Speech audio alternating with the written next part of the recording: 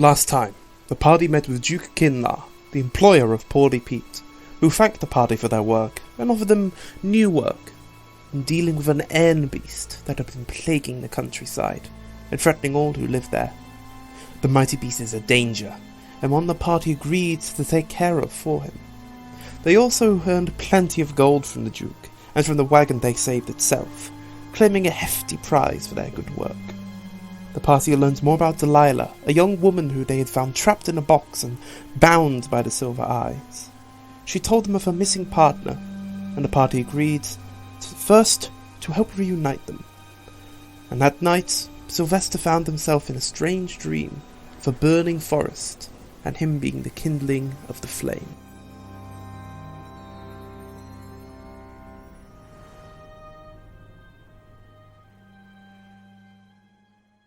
You guys awaken in the morning, now level 3, far stronger and far more, well, stronger just in general, but Sylvester, you awaken from, you suppose, was it a vision or a dream? You usually don't dream in your trances, and yet this thing almost seems to be a dream.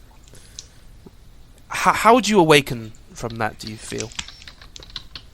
It's like, as a side question, how old did I seem to be in that vision? In maybe 600-700 years old. I'm just looking, I just wake up in a cold sweat, just there are no words I can really use to describe how shaken I am by that vision. I just can't really process, and I just can't really process the enormity of what I've just seen, because in a lot of different ways that just really is really shattering to Sylvester. So he just sits there with that sort of 1,000-yard stare just in his bed for at least an hour or so, and he's just sort of uncertainly will make his way out to the window, just to try and catch a glimpse of the moon for some sort of reassurance. You look outside and you see the shattered moon in the sky, and you do get that reassurance that you are back in your room, back in reality. So pinch myself just to be sure. I guess I sort of look over at where Kato's sleeping, and then I'll sort of look at my I'll just sort of pick up the weathered longbow that I've been carrying around, just say, "Father, what should I do? I don't know what to do." I just sit there in contemplation for a while until everyone else wakes up. And everyone wakes up technically it would be a while later, although some of you do obviously wake up in those 4 hours, other of you need the full 6 hours. And when all of you are awake, it is early in the morning, and Delilah also awakens and heads downstairs for some breakfast. The half-orc seems still obviously worried.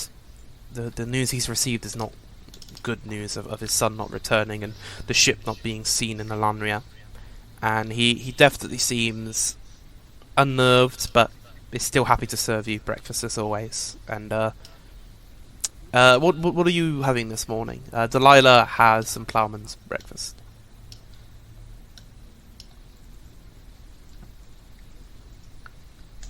Is there anything specific you are ordering, or do you guys just want a general breakfast or a stew? Gonna get the ploughman's again. Okay. Pickles. Always with Always the with pickles. the He's still got the pickles. pickles, don't you worry. It'll be a sad day when he runs out.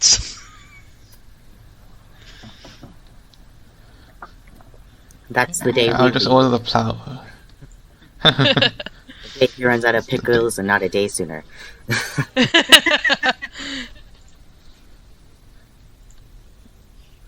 Yeah, I'll actually just order some bread and water.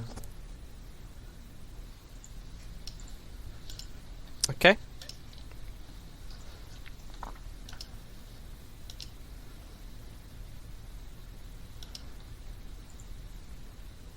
So, once all of you have got some refreshments in you, you've got many things you could do today, so what do you guys want to do?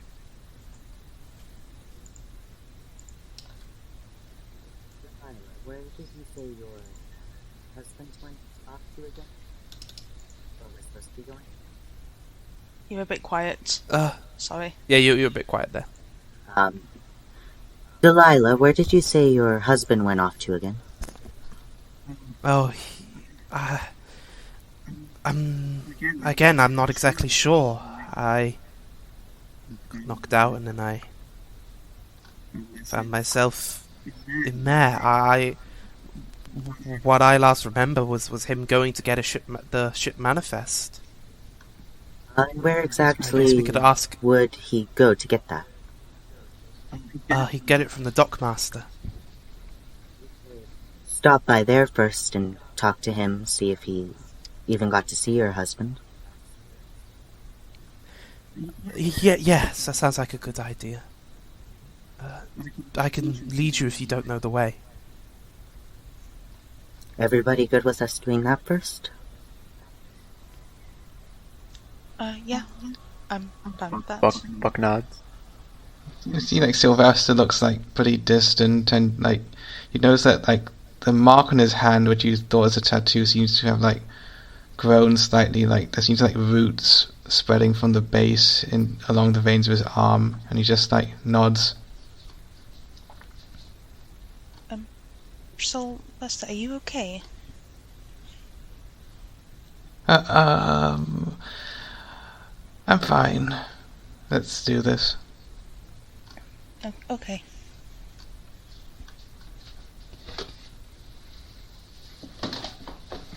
Okay, you head out of the tavern, and you don't head for your horses. It's actually better to walk as you're heading through very narrow alleyways to get down to the docks. And well, you technically are on a dock at the port side, but to get to the docks specifically. And when you arrive at this large building, which appears to be the dockmaster's building, you see there's a bit of a queue out front. 3 or 4 people lining up outside the door, waiting to go in. What'd you guys do? We're British, of course we queue up. Sorry. Join the back of the queue. As you stand at the back, you can see the door opens and this person walks out, sort of disgruntled and grumbling something under their breath, and another person walks in. And then this person joins the queue behind you, and they stand basically the entire way until they are literally just at the door, and then they go, "Oh, I thought this was the queue for the restroom." And then they leave the queue. They go to another queue. It takes you about 15 to 20 minutes of waiting, which I imagine for some of you is a long time of waiting. Very difficult to wait that long. Until the door opens, and you hear, "Next!" And Delilah walks in and, prompts you to follow. Yep, let's go in. The dockmaster is this half-elf in his later years. He's looking perhaps late 40s, but early 50s, that sort of age. But he seems to be even more wearied in all of that, as if a life on the seas has taken another 10 years off his life. You are prompted to sit before him as he dresses in this quite well-made sort of cloak he has.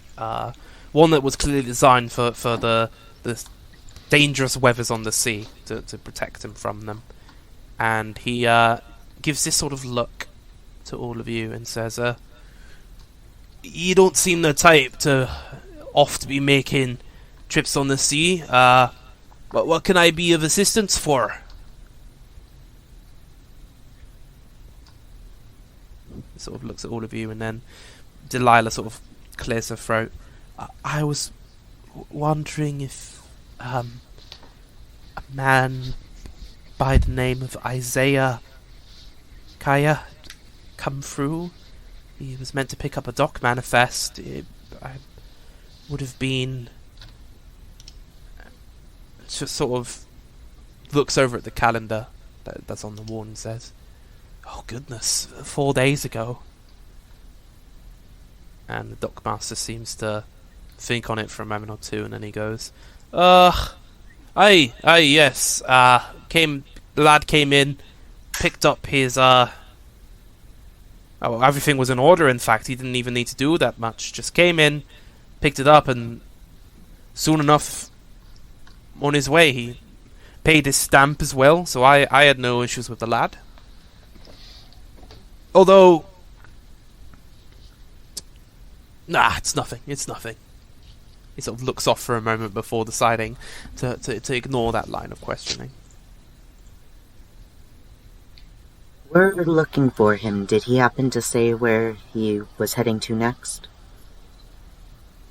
Well, he said he was heading back to the ship, getting it ready to sail. Once he had the manifest, that was all he needed. He was good to go. Which ship? Is the ship still here, if you know? The ship's still here. Was meant to sail, but, it didn't do so. Something must have happened. It's only got 2 days left on its, harbour, though. So, unless it pays new fees, I'm gonna have to impound it.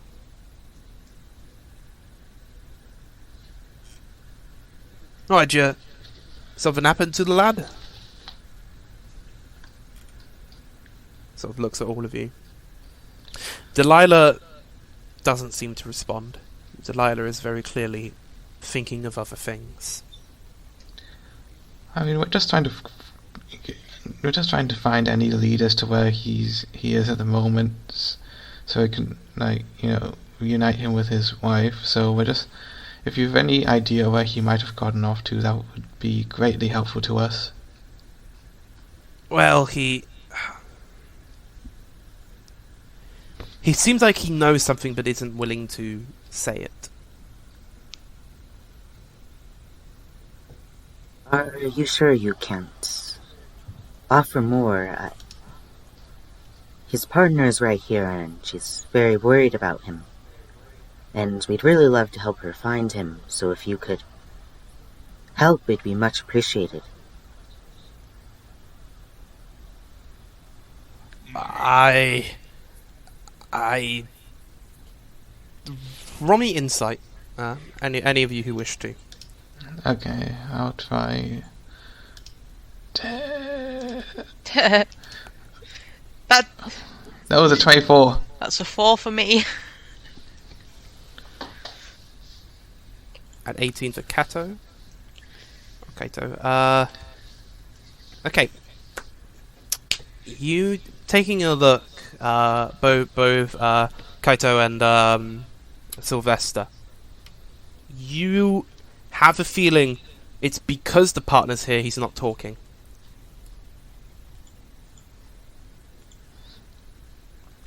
But you're not sure what to infer from that.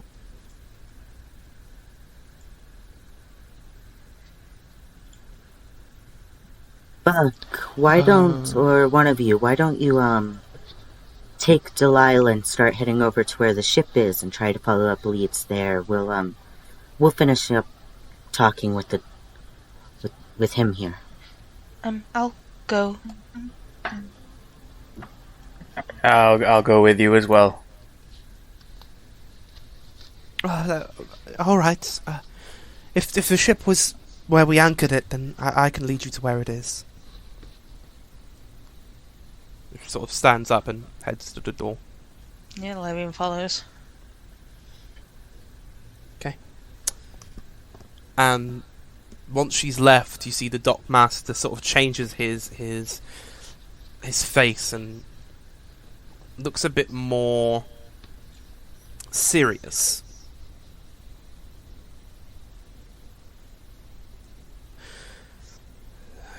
something strange with that lad. I'm not sure what it was. You asked where he was heading next, eh? Mm-hmm. He said he was heading to the black market. Couldn't tell you why.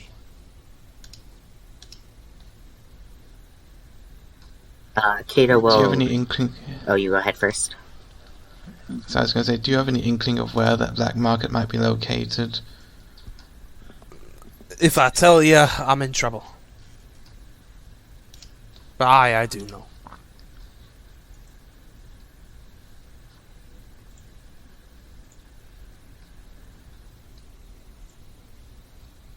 I mean, it is for the cause of, like, hopefully keeping this lad out of trouble and reuniting him with his wife, so...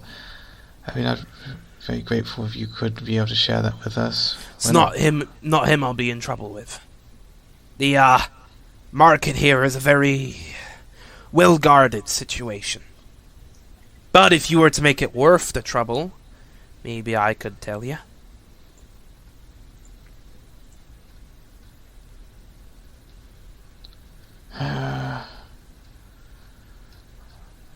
Alright, I will sort of like fish around in my pack. I'll take out 3 gold pieces and I'll hand them over to him. He takes the 3 gold and you see he stuffs them into his coat pocket. You need a certain coin to get in, but if you present a coin to the bartender at the Golden Boar, he'll take you there. I see. Interesting. Be seeing ya. Once we leave and step out and are away from the queue, Kato will speak to Sylvester. Mm-hmm.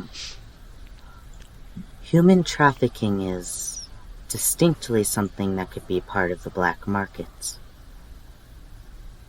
He could very well be involved in his partner's kidnapping. That is true. It's strange that he doesn't seem to have come back to the ship. I'm quite worried about the situation in this city, to be honest. I mean, if the Duke himself is dealing with this pirate prince, then I fear that the roots of corruption could be pretty damn deep here. Although I suppose if we get close to the Duke, that might also bring us closer to the pirate prince as well. If anyone was interested in trying to put a stop to that problem. You could do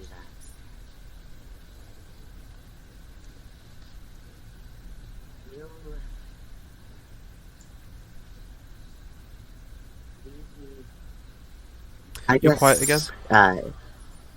I guess we should let the others know that he did go to the black market, but,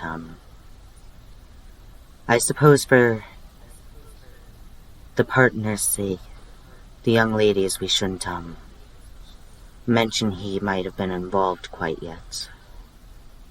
Mm-hmm. Yes, I mean, yeah, I mean, black market is such a no place for a lady to be walking around, unless she's as heavily armored as yourself.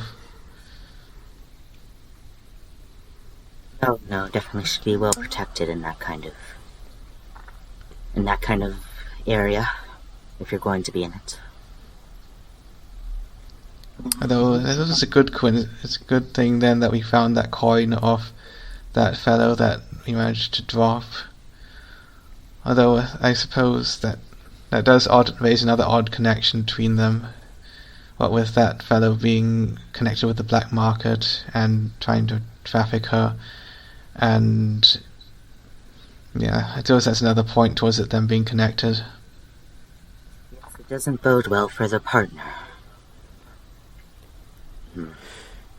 Elsewhere, you two and Delilah make your way to this very large transport ship. The only thing it's really good for is cargo. It has basic defences, that being about 4 to 6 cannons for the entire ship, but this thing definitely was not made for combat in any sort of way. You see engraved on it is the SS Barnacle. And as you approach the ship, you see there are people hanging around the ship, so to speak, to which Delilah does not seem to recognise.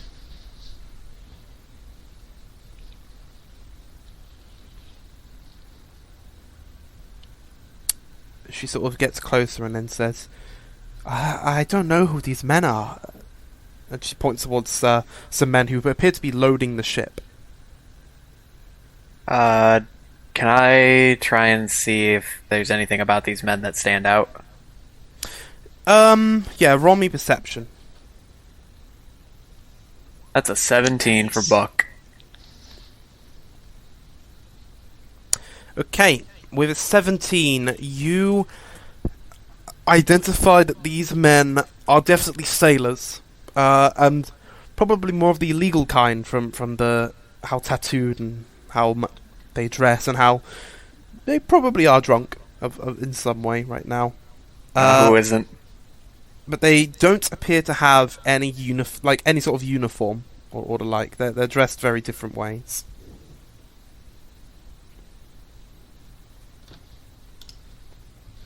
Maybe it would be best if Delilah does not get too close to the ship until we figure out what's going on. You want me to stay back here?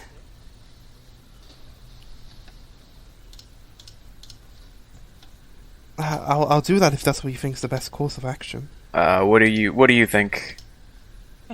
Me? Or... Yeah, I'm not very smart. Me neither. Alarian just glances at the unrecognized sailors. And then, after a moment, we'll take out the red cloak and we'll... Does it look like it would fit Buck?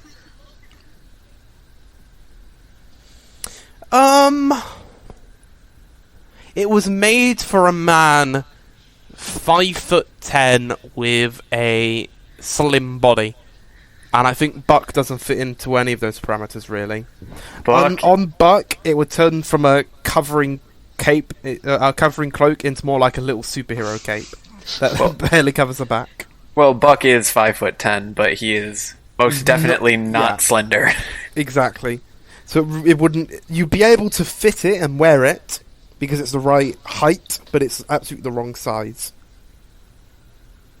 Right. And Alarian's too much of a twink. It'll be too big.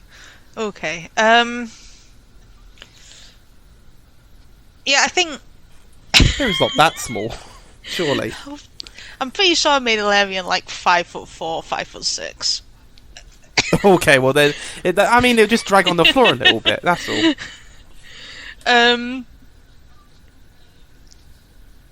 Yeah, I think Alarian will...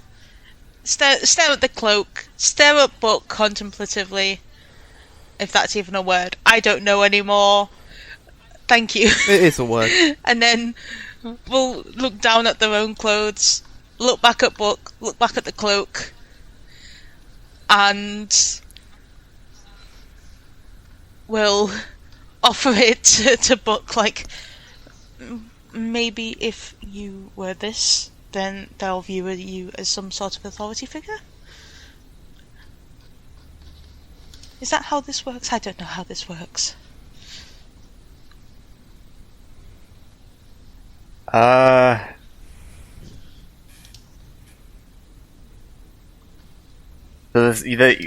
I'm sorry, The which red cloak are you giving me? That the melty man wore. Creepy guy. Well, yes.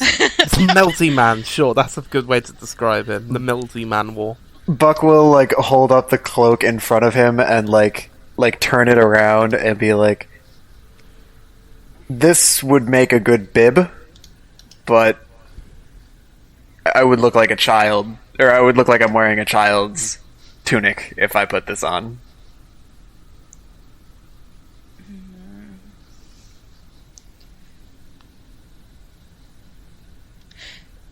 Unless we style it differently. And would it be okay if I just tried something, Mr. Bug? Thank you. By all means. And instead of a cloak, Illyrian wants to try and tuck it to make it more like a sash type thing. Or okay, a sash. Yeah, if that makes it will be tied like multiple different ways, but I feel like either a waist sash or maybe like a shoulder sash or something would probably end up being the best way to do it. I'm not too sure. You could make it you can make it a shoulder sash. Yeah, I think that would work. Go shoulder to waist. And see if that would fit Buck and. I'm not sure what role it would be to sort of style this thing, sort of fold it in that sort of way. I'll just say, perhaps performance or sleight of hand. You know what? I'm terrible at both. Let's do performance. This will be funny. All right. Yeah, it's not exactly a performance, so to speak, but I feel it's a fitting. 15. Okay, a 15. That's pretty good. Yeah, you are able to sort of fold this thing, crease it on the edges in such a manner that when Buck puts it on, it looks like a sash over their shoulder. And then Larry will step back, just kind of admire it in more of a sense of okay, that does look like it fits and it suits her more, and it makes Buck seem more important. You Delilah sort of looks at it and goes, I really don't know what any of this has to do with those people on the boat, but you look nice, I guess. When we found you were in a box, and the leader of the group that was carrying you in that box wore this cape.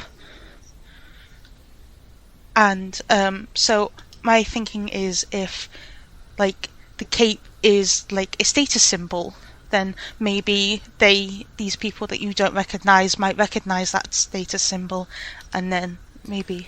Wait, so if the cape is a status symbol, I don't know if it is or not. Why are they going to look at a red sash and see that as any sort of status? I don't know. If it's the colour red, it looks red nice. It's a very strong, powerful colour. So maybe if within this organisation or something, if there is an organisation that red is the status symbol and that is the known colour, then maybe that would I don't know. Am I wrong here? I'm very sorry. There's only one way to find out. I am making a lot of assumptions here. And even if it doesn't work, at least you look really cool, Mr. Buck. Buck is definitely checking, looking at himself in a reflection in the water. Well, let's put this thing to work then, Buck. Alright, so I'll go see what's going on. You keep Delilah, you keep an eye on her, Yep. alright? Yes, sir, Mr. Buck, sir. And just kind of does a little salute. Buck is so thrown off at somebody saluting at him. So, Buck, as you approach these men who are loading up this ship, do you say anything, or do you walk up? How do you act? Buck is just going. He starts walking very confidently, but with each step that he takes, he just kind of shrinks more and more inside himself.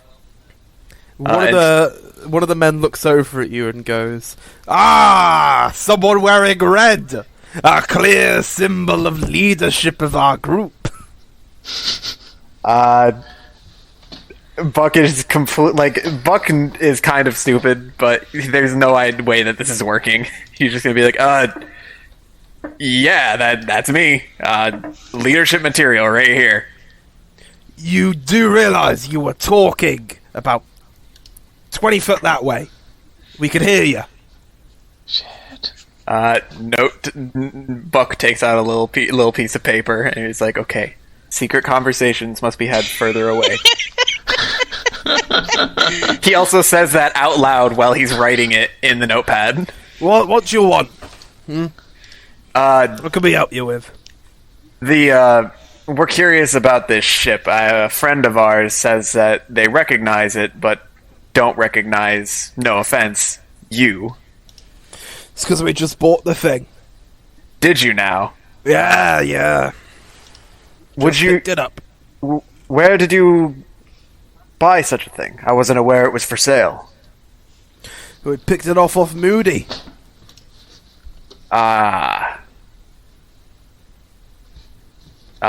Moody being the new pirate king. The pirate prince, the pirate king, the pirate emperor, the pirate god. Yeah, that dude. He knew we'd been in looking for a transit vehicle for some time, and as soon as one opened up for him, he sent us right to it.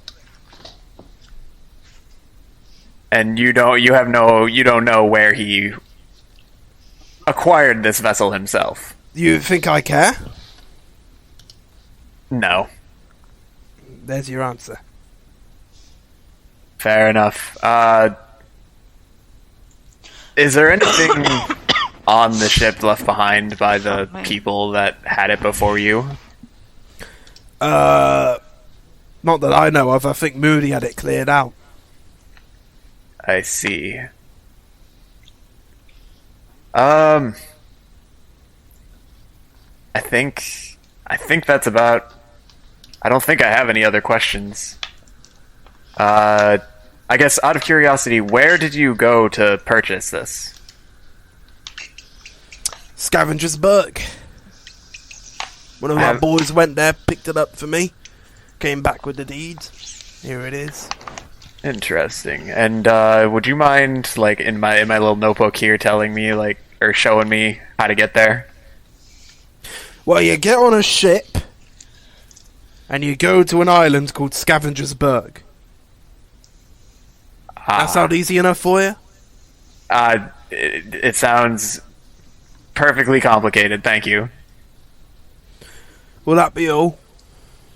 I think so. Thank you for your time. I apologize for the cape. Don't worry about it, mate. And Buck will just very awkwardly walk away. As Buck walks away, this guy just turns to one of his mates and says, well, that guy believes anything you tell him, Jesus. He just literally lie to his face. He'll totally believe it. Did he say that loud enough for Buck to hear it? Yeah. Buck's going to stop and turn around and with one finger he's like, something tells me you're not telling me the truth.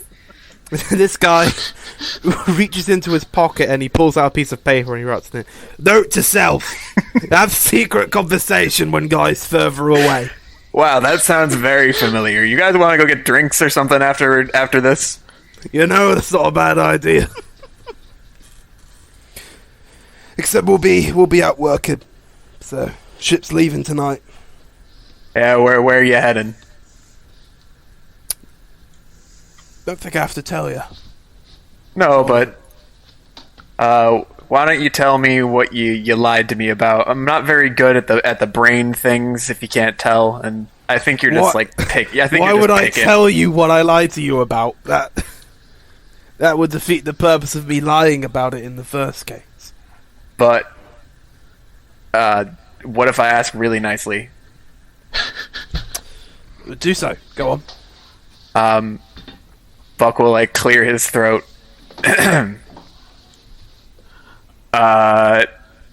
Would you please tell me? Fuck off. But Buck's lip quivers a little bit, and then he turns and goes back to Illyrian. I don't think that they're telling us the truth. They said they bought the ship from Moody at a place called Scavenger's Berg, but something tells me he's not being quite so truthful to me.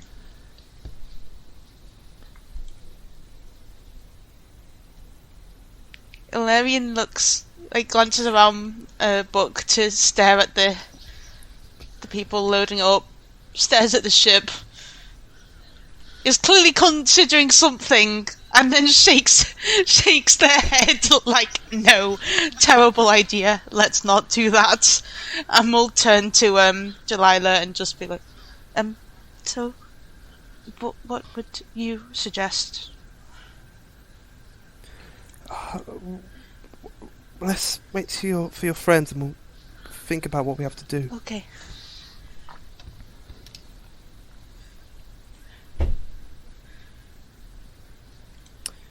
And Delilah heads back the direction of the Dockmaster and meets up with the rest of you, and your whole group meets up once again to share the information you've learned. You can go ahead and do so now. Alright, so we know that that Delilah's partner was last seen around about heading towards the black market for some purpose. What did you guys find out? That terrible at plans, and also that the ship had apparently been sold by Moody. The prince. I should really call him the prince. The prince. Did you ask? Do they know anything about her partner?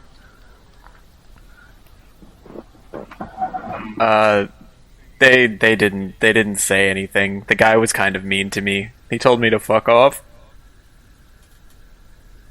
Oh. He sounds like a dick. Oh, yeah. Mean to Buck. Mr. Buck, sorry. There. It's Just okay. gently pats Buck on the arm.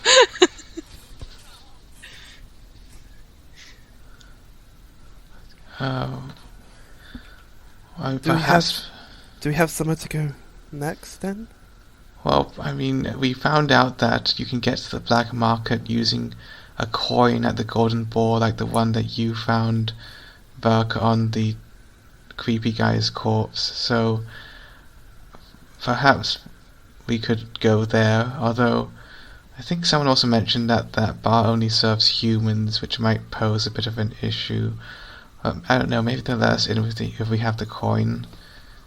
It does seem weird that the ship seems to have been sold from Moody, which would indicate that Delilah's partner sold it on to Moody, and then it somehow got sold on to those dickish He guys. wouldn't have sold it. This ship's his life's work. I mean, maybe we should, I don't know if we should look around the black market for any clues, I suppose. If we can get in. Sounds like our only Sounds lead. very dangerous, but at least it doesn't seem like we'd die immediately doing this, so maybe we should do this. Fuck, sorry. No, we do have a means of entry with the coin. Is anybody in this party human? Buck is. But And the woman we're with, what was her race again?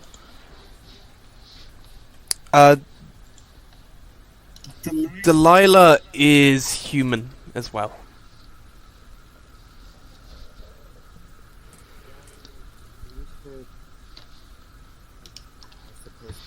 Give Buck the... They've got quiet again. If, we're going to go to the black market, we should give Buck the coin to, go into the bar and deal with it, since he's the only, human among us besides Delilah, and I don't think it'd be a good idea to have Delilah handle it, considering, you know. I wouldn't want to go there anyway. I mean, I don't want to send Buck in alone. Like, what if he needs help, or like, Seems like there are a lot of dicks around this market. Maybe Miss Delilah, maybe if you go back to the Black Jackal, and maybe wait there until we. Yeah, I'll head back. Okay. I'll meet you there when you're done. Please take care.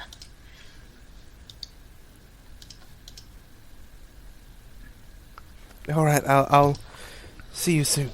That she turns and heads the not too long a route to head back to the Black Jackal.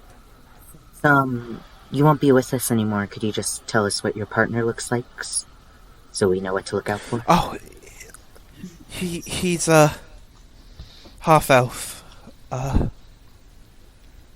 sort of a black hair, bit of stubble. His hair's a bit of a mop, so to speak. He's about 6'1", 6'2". He dresses sort of always the same way in green, black colours. You'll be able to find Isaiah easily.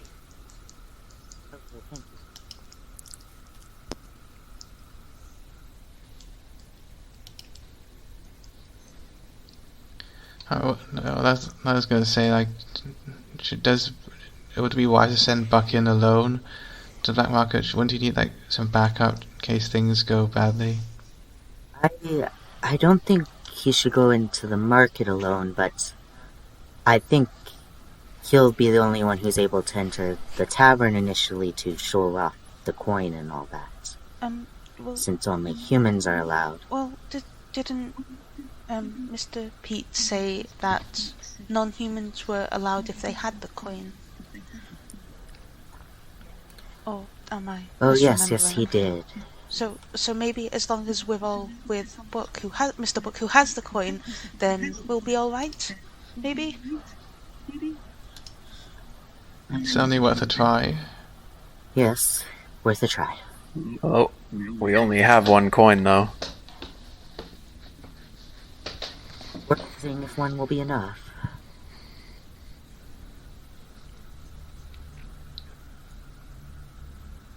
Okay.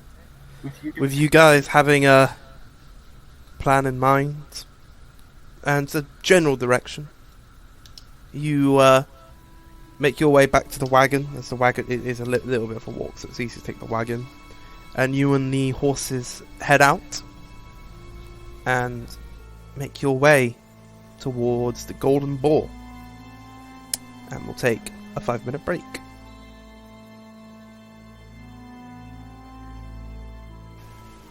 Scavenger's Burg is a port city established by the Explorers Guild in 245 AC. While originally just a small port used for communication and exploration of the jungle-like island, the scale of the island soon became clear, as well as its historical importance, when ancient temples were uncovered.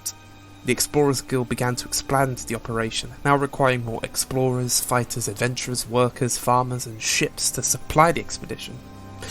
In 288 AC, the 5 head members of the Explorers Guild went missing on an expedition into one of the temples. They have never been found. With the absence of such important figures noted, many people fled or left the island, until eventually law had left the city. This lawless anarchy led way to the pirate cove establishing itself nearby, and the Red Keep of the city becoming the home of the elected pirate prince.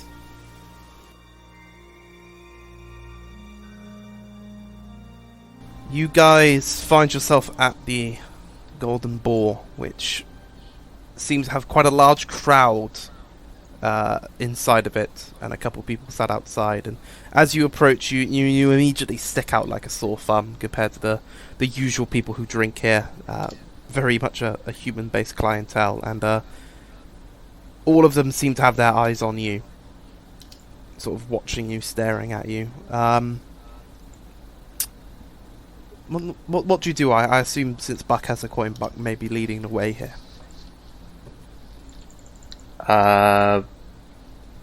Is there anybody guarding the door? There appears to be.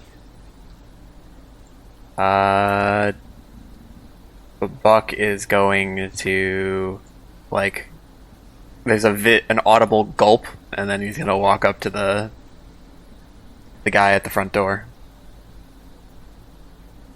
What do you want, huh? I was hoping to get in, get me some drink, you know? I assume you're not taking these with you. We've got a policy.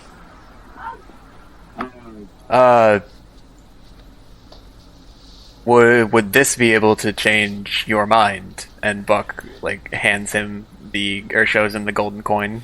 He takes a look at the golden coin and then rolls his eyes. Why are you talking like an idiot? Whatever. Just don't hang around the bar, go to the bartender, present the coin, get out of my sight. All of you. Says it sort of waves you through.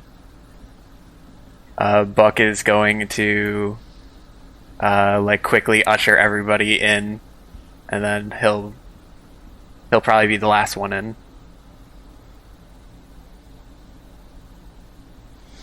Okay.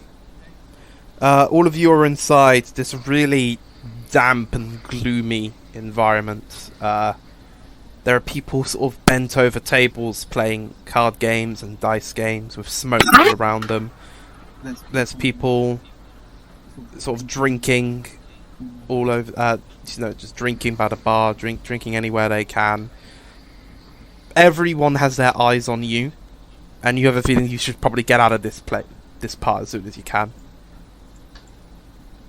Illyrian's tail is kind of wrapped around their leg, really shyly.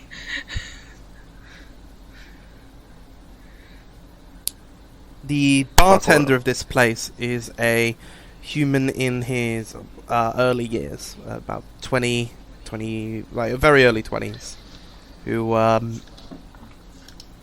sort of looks up and goes,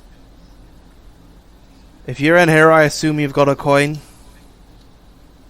Buck will grab the coin, fumble it, accidentally drop it on the bar.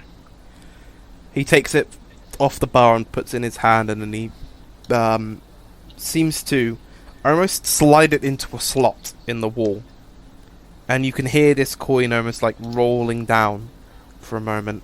And then as you look, this bookshelf, which less of a bookshelf and more of a wine shelf with drinks on it, begins to slide to the side, and a stairway appears behind it.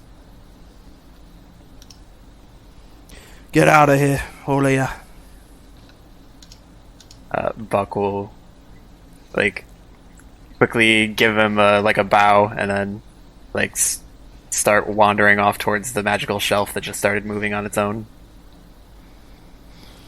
You see ahead of you a staircase that goes down maybe 2 or 3 levels, illuminated only by a couple of torches attached on the right side of this path. And once all of you have entered, the bookshelf seems to shut behind you, almost locking you in. Ada will slide off her ring and pocket it. Okay. Any other preparations any of you are making as you head down? I just give the middle finger to the racist behind the door, the secret door once it's closed. Follow everyone else. Illyrian looks very tempted to do the same, but doesn't.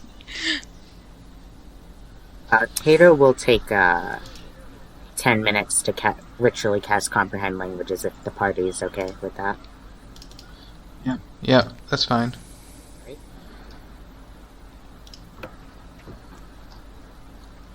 Okay.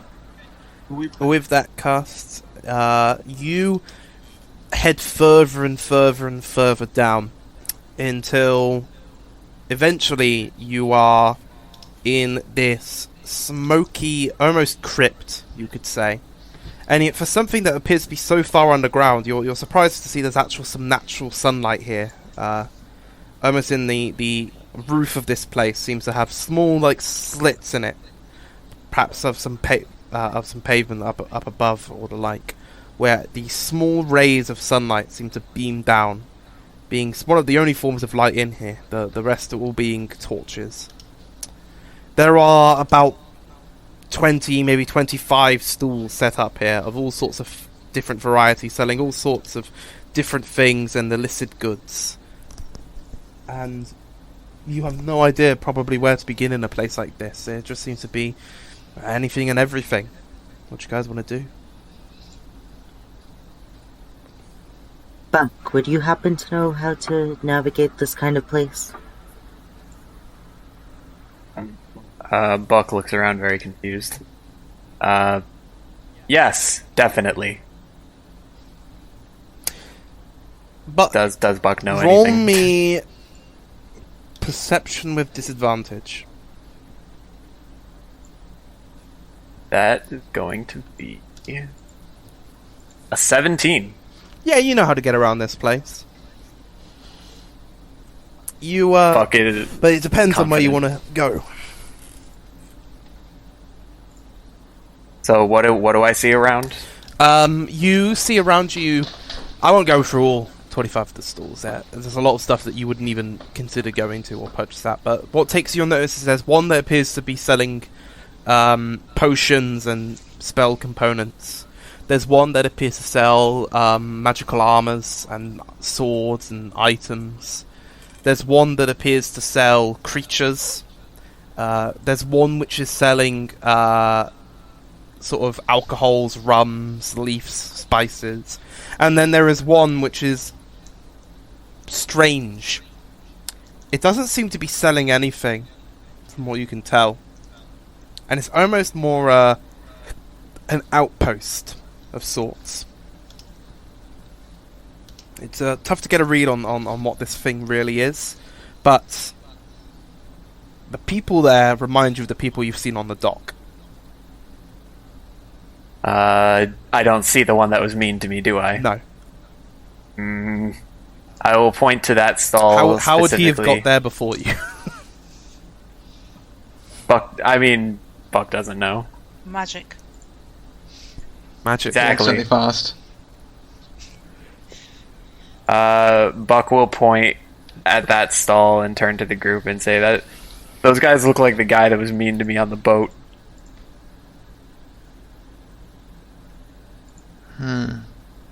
Looks like that's the store we should be asking after, maybe. Although there is some, I guess we could also buy some things while we're here. I think that store looks like they might have some spell stuff that Eleven could use. Only if I can afford it. But yes. Maybe.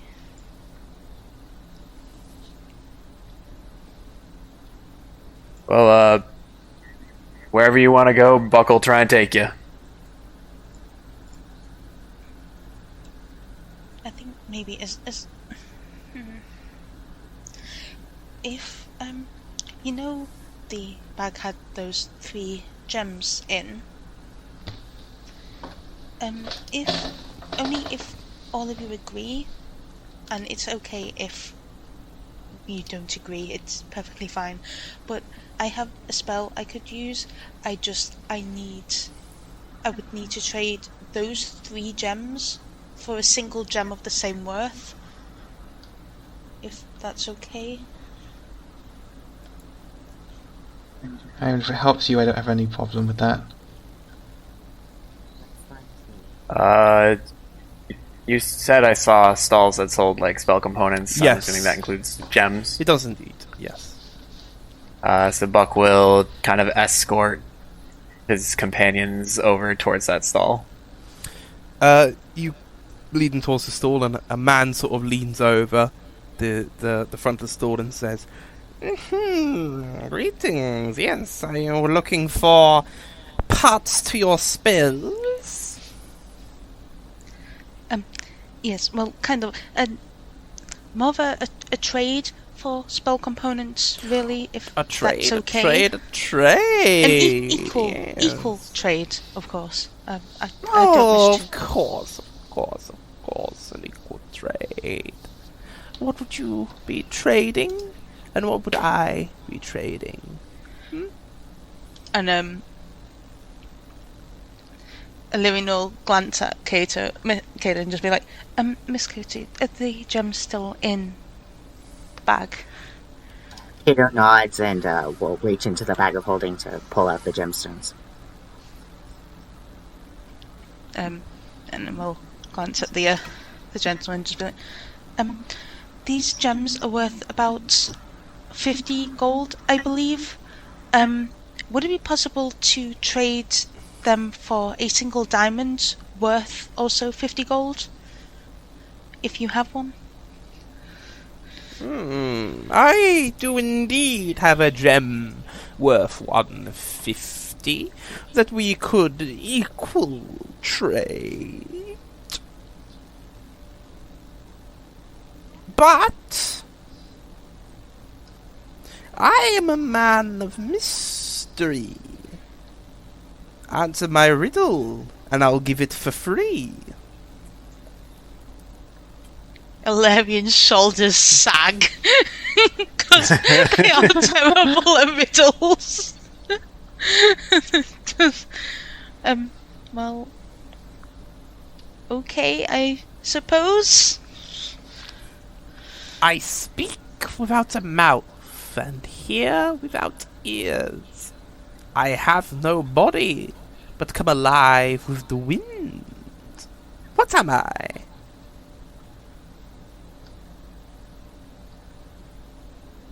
He sort of like keeps his hands out as if waiting for an answer. I speak without ears, and I hear... Or no, I speak without a mouth and I hear without ears. Yes. Reciting my riddle back at me won't exactly give you the answer. You must solve it. What was the second part again? I have no body, but come alive with the wind.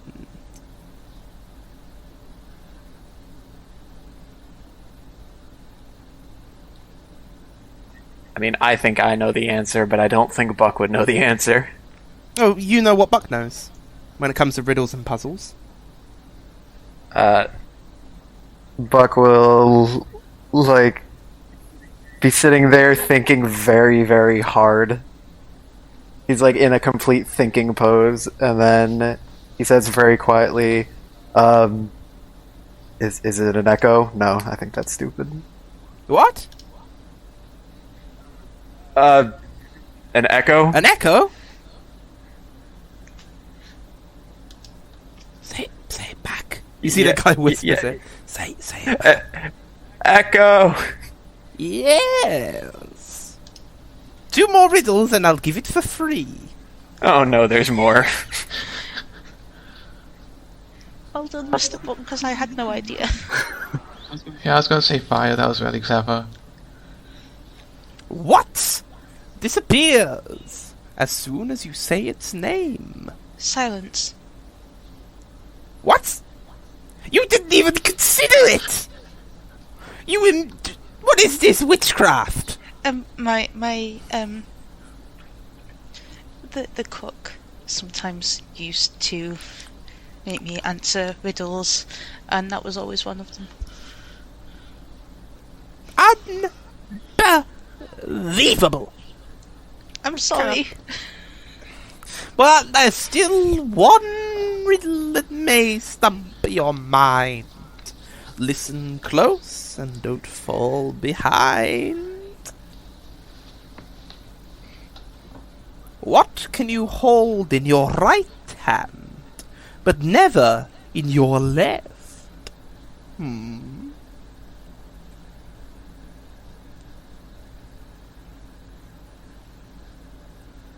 I've stumped you this time. I mean, my left hand. What?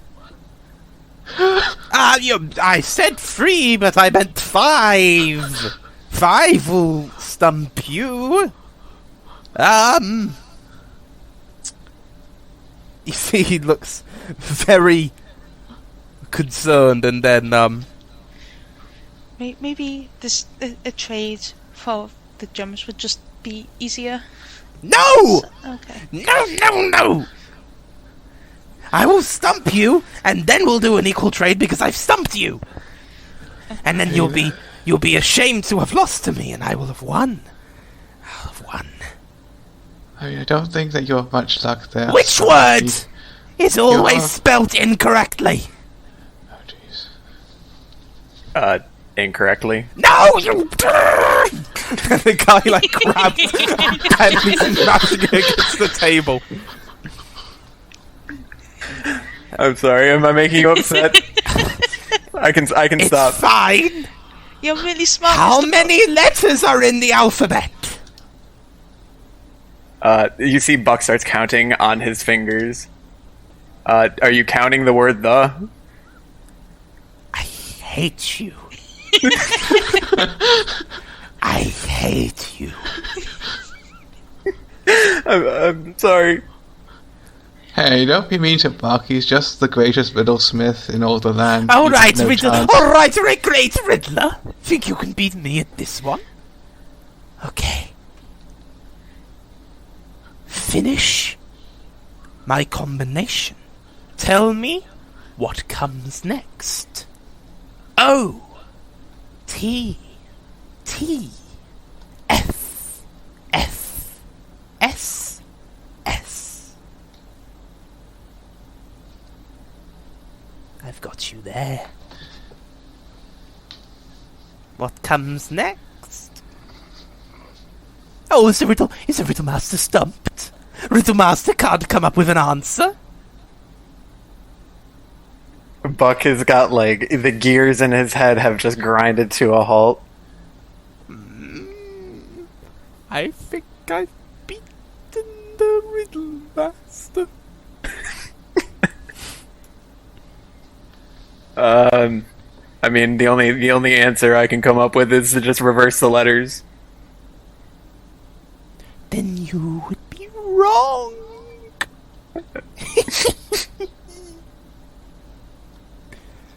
I'll even tell you. What? No! Wait, what was the answer? E-N-T, I think. It's crazy. You answered with 3 when I only asked for the next number in the thing. It's almost as if you looked it up on some sort of device. But that's too futuristic for a fantasy world. I can't believe I got beat by a fucking idiot. Hey, that's no way to talk to Buck. I was talking about And to you. Larian. Oh, that's better. You're all idiots. Have your fucking gem. Fuck you. He just throws 150 gold gem at you. He just takes it. It's like I only wanted a 50 gold one.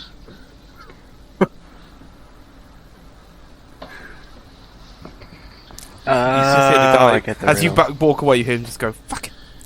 Just hate these bastards. They fucking disrespecting my riddles. Thanks for the. I had a lot of fun. It's not about fun! Buck like cowers down.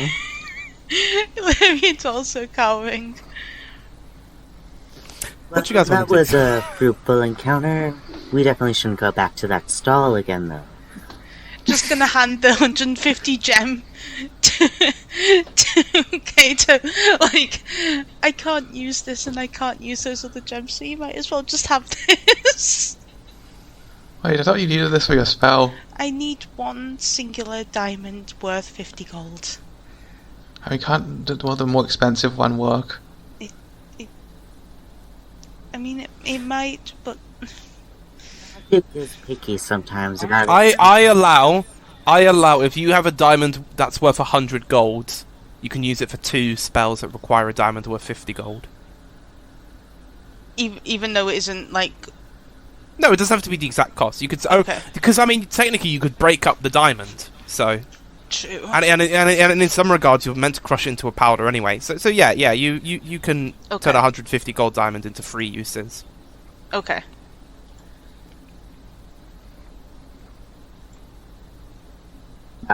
Would she have handed the gem over to Kato then, or? No, actually, yeah, no. We'll keep it then. In that case, thank you. And then you have that gem in addition to the 3 small gems you already had. Yes. Well, I think the gems are in the bag of holding. Yes, so. they're still in the bag of holding. Yes. And then- Kato would put them back since we didn't end up using them. Yeah. Yeah.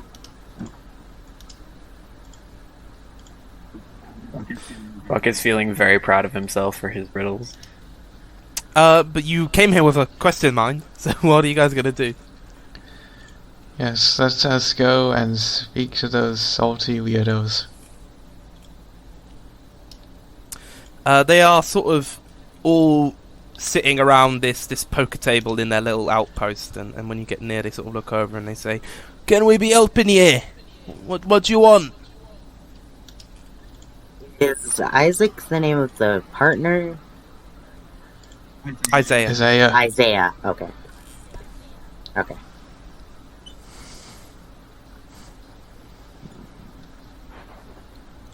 They sort of keep staring over at you. Have you Don't waste our time. have you seen a man named Isaiah here? Isaiah. Maybe many men named Isaiah come through here, maybe none. Who am I to say? What interest have ye in the name Isaiah?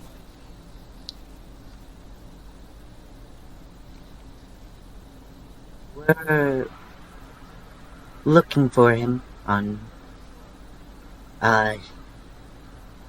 his wife is of need of him, so we need to locate him, and we last heard he was here. You see, you saying his wife is in need of him surprises some of them and sort of like raise an eyebrow in surprise.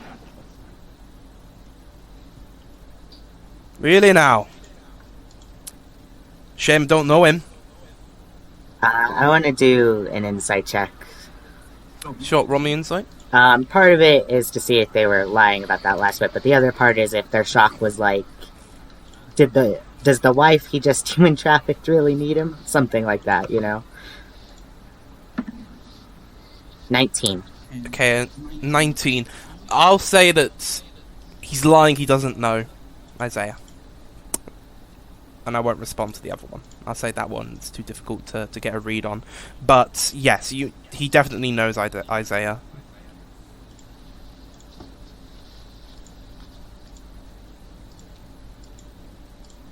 Are you sure you don't? Oh, I'm plenty certain. Cato will produce 3 gold. Nah, no one. Couple extra. 5 gold. Now. I don't know, name's familiar, I guess.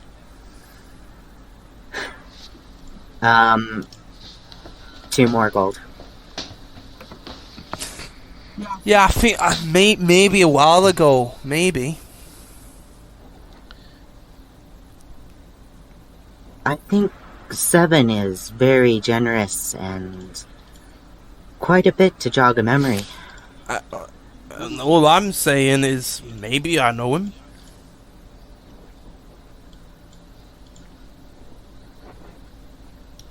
1 more gold. You really are committing a lot for this Isaiah lad. I could take him to him if that's what you really want. Insight check. Yep. No, what are you trying to insight? That if I say yes, he'll really bring us to Isaiah. Okay. Yeah, roll me insight. That is 8. Hard to tell. Hard to get a read. More likely than not, maybe. I would like it if you brought us to him. Make it 10 and I will. How about that? Okay, 2 more gold.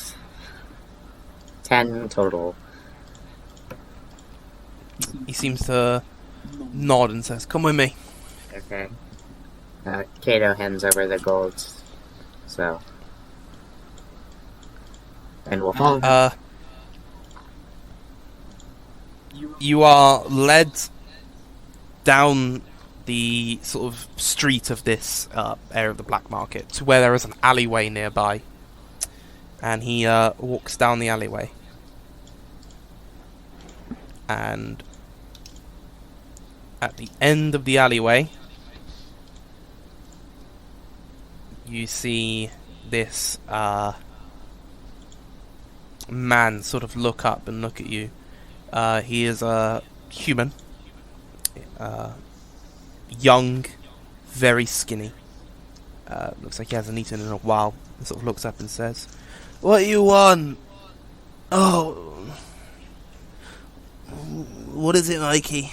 And then the other one says, "Sure, these ones where that Isaiah lad is. You remember the one, right? They sort of like mimics a beard or like a stubble in the hair, and then he goes, "Oh, I know him. Come with me." And he like picks up this lantern off the ground, and this sort of like very skinny boy begins to walk you further down this alleyway and further, and it's getting real dark and real difficult to see.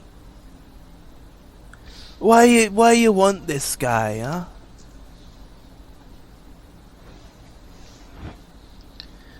He sort of looks back at you, at all of you. Suppose you could say we've got mutual business interests. He's not doing business no more. He We then heard. takes you down some steps into a cavern. One which clearly connects to the ocean somehow. As you see, there is a tide in here. The water is slowly rising and then falling, as if there was a wave or a tide. And he leads you to this rocky wall, which is covered in barnacles and coral. "There you are." And he points to this figure, their entire body covered in barnacles and almost stuck, attached to the wall. Sort of seems to be staring at you with barely open eyes, and this weak murmuring that comes from their mouth. "Who's there? Who are you?"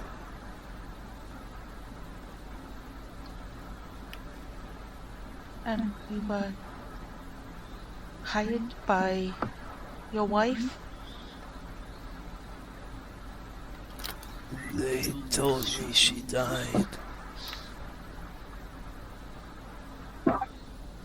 She's still alive, and she's looking for you. "Tell her I'm dead."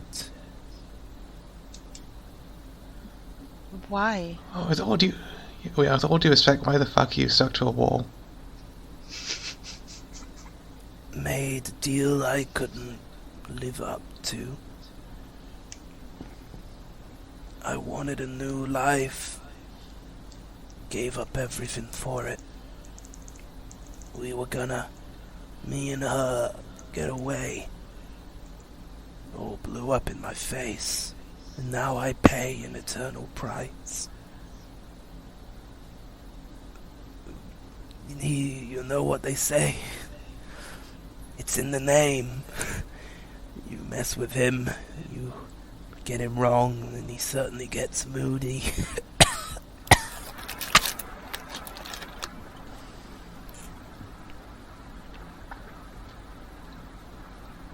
I'd rather she think I died. Tell her I died.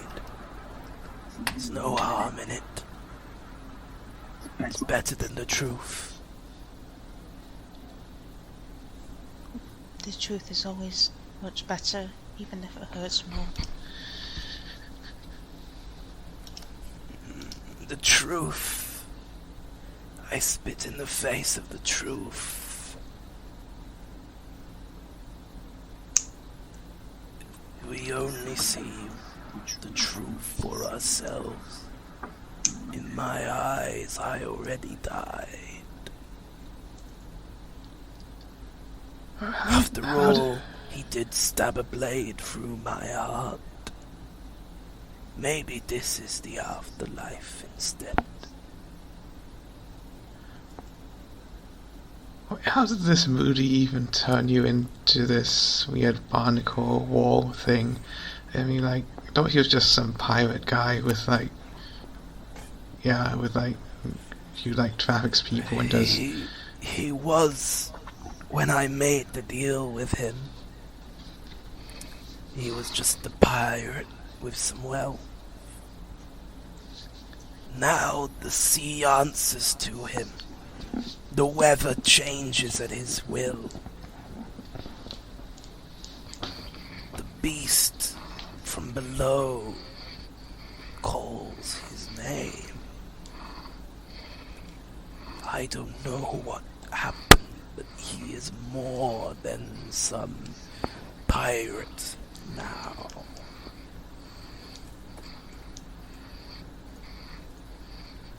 We're doomed, and you will be too if you stay.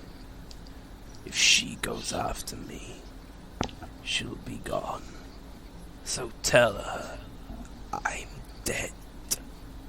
For her sake, not mine.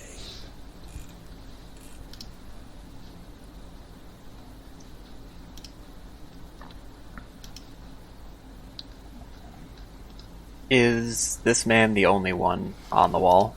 You take a look. And now that you can tell, now you're not looking at coral, now you're looking for people. Almost every inch of this wall seems to have once been a person. You count at least 40, 45 people, all bound to this wall. Are all of them alive, or are they, like, dead? It's hard to call this alive or dead. They are in a state. They are in the same state he is. Asleep or awake is all they know. There is no alive or dead anymore.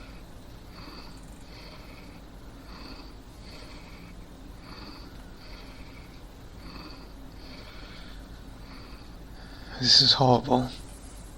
I think Buck is scared. I would like to put a hand on Buck's shoulder and just like, I'll tell the man. We can tell her that, but if there's any way to free you, then we could also try and find that. There's no way. Even if my debt was paid, he'd find another way to keep me in, keep me here, keep me trapped. All of us trapped. Even if he's to die, I don't know if we'd be freed. This is a chain. Cuffs around our arms and neck. Trapped.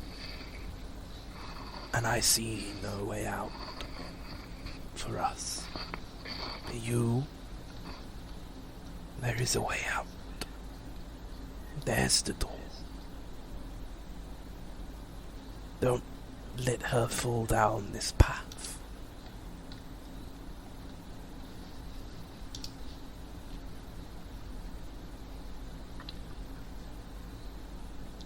There's a long silence until you hear from the water itself surrounding you in this cavern. The water seems to rise as if there's now an object within this water itself. And you hear these bells ringing in the distance. And Isaiah's eyes seem to go wide. Leave! Now! And the bells are getting louder and louder. Kiddo, let's go. Let's hurry. And Kiddo will turn around and start striding away. As you turn around, you see the boy who had been your guide is already gone. His lantern with him, leaving this long, dark alleyway ahead of you that you don't know how to properly navigate.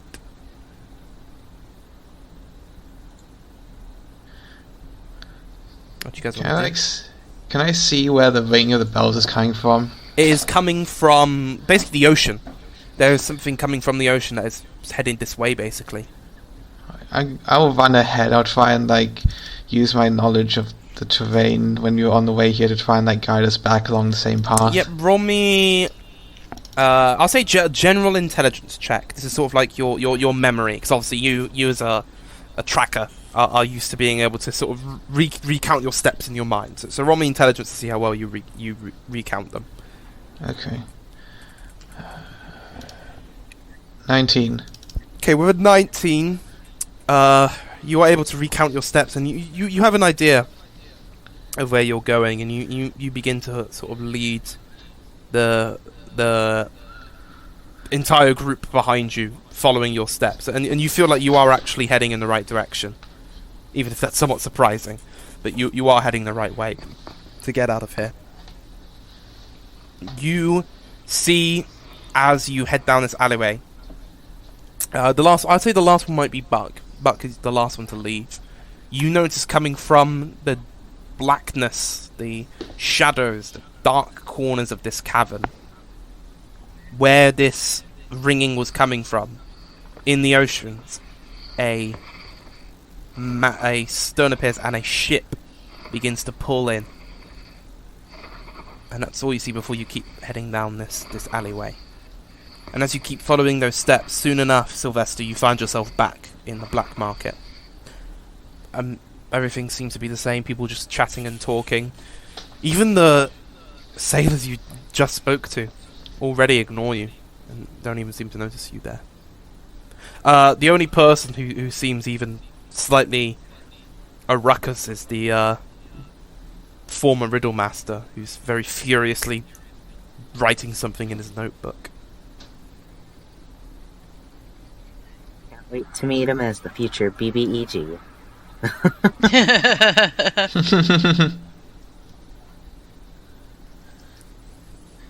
Book's nemesis now. What do you guys want to do in the black market then? Or do you want to head out? Reminder, your key was a one-use thing. Your coin was a one-use, so once you leave, you're out of there. I'm kind of tempted to check out those magical weapons and armor store while we're here. Yeah? I mean, we're probably not going to be able to buy anything, but like, window shopping never hurt anyone. Absolutely not. Let's go. You head to the magic store, and there is a tiefling behind the counter who sort of like looks up from the papers they were looking at, and they go, "Oh yes, hello. You interested in purchasing some magical items?" Yeah, like, you got any interesting weapons, armor, items that might be of use? That's all I practically deal in, lad. Hang on. Sort of leans over and pulls out this sword. I'm sure you've seen one of these before. This is one of the long blades. Elven custom these things are. You know of the long blades, but it's not really an Eladrin, not really a thing of Eladrin culture. It's every other sort of elfin subrace deals with them, but not you. Mm-hmm.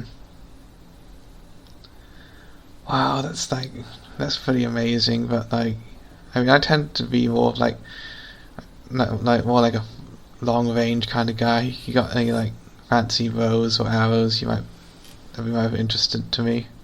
I've got plenty. It depends on your price.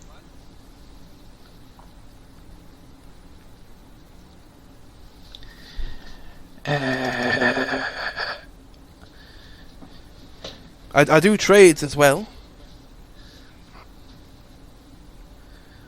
I mean, how much is a magical longbow generally? With my reaccounted prices, it depends. Are you talking a +1 or are you talking actual magical abilities? Okay, uncommon or rare? Or either. Like, I don't know what this guy has, but like a +1 longbow. Let me double check the price on my list. Give me 1 sec.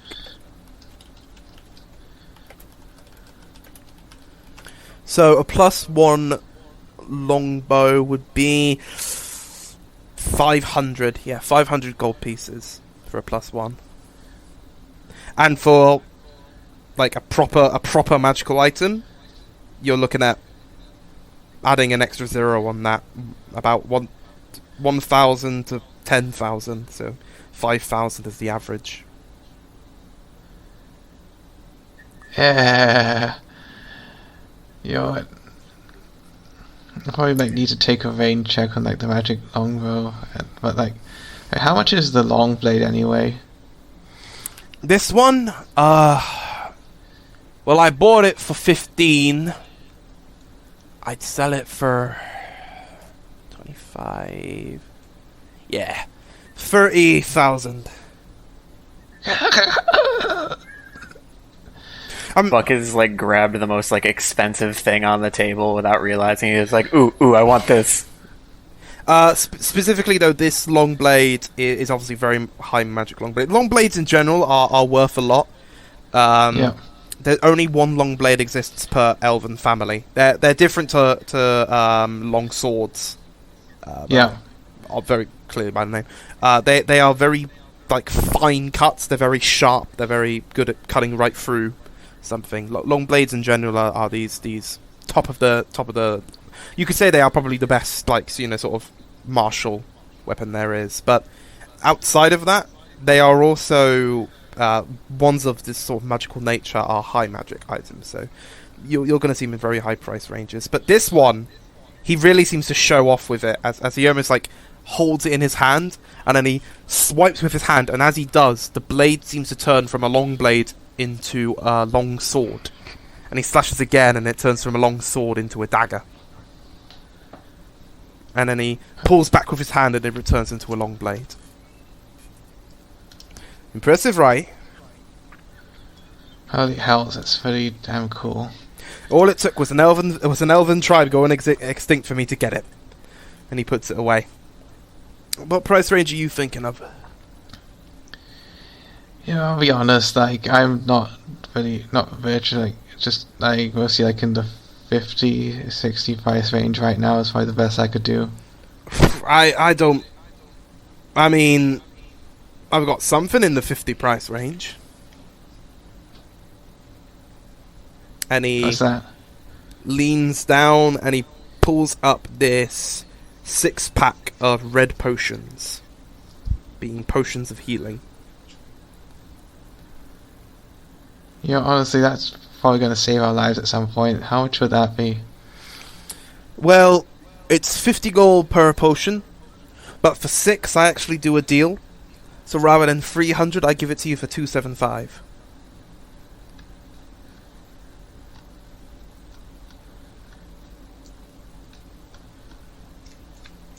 So if you were to put your money together, you might be able to afford it.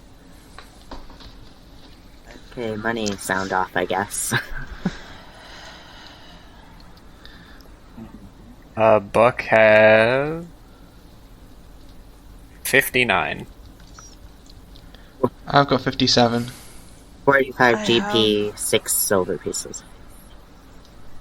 35 gold, 4 silver, but also that diamond worth 150. Well, you also had those gems worth 150. No, they're 50 gold. They're worth 50 gold total, that's the thing. No, Okay. each one's worth 50. Oh, each one's worth 50, my bad. Yeah, that's why they're listed as value 50, quantity free. Oh, So they my are bad. worth 150. I So you have misunderstood. 150 gold. Yeah, you've got 150 gold in gems. So we do have 300 in gems. Yes, but you probably want to keep the diamond. Yeah, Buck had to verbally beat that guy down for that diamond and not giving it back.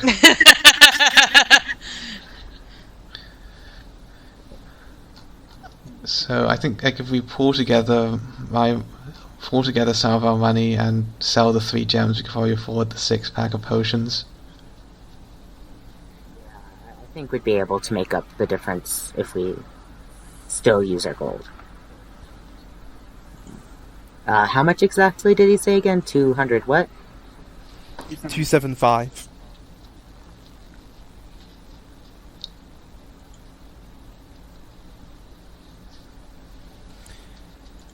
So you gotta calculate how you're paying that 275. So 125, if we use the gems, then 125 is what we'll... be left to Yeah. pay.